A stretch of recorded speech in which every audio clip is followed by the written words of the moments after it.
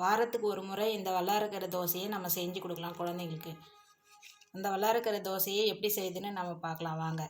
ஒரு கைப்பிடி வல்லாரக்கீரை நான் எடுத்துன்னு இருக்கேன். 2 துண்டு இஞ்சி, ஒரு பச்சை மிளகாய் கீரி சேர்த்துக்கலாம்.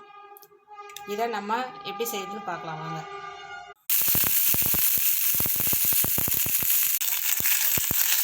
இந்த வல்லாரக்கீரை வணங்கிச்சு இப்போ இந்த பொருள் எல்லாம் சேர்த்துக்கலாம்.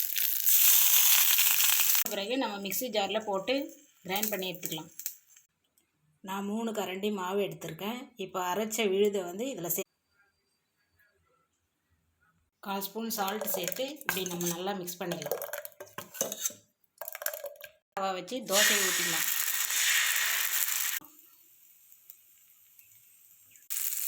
சுவையான வல்லாரக்கீரை தோசை ரெடி.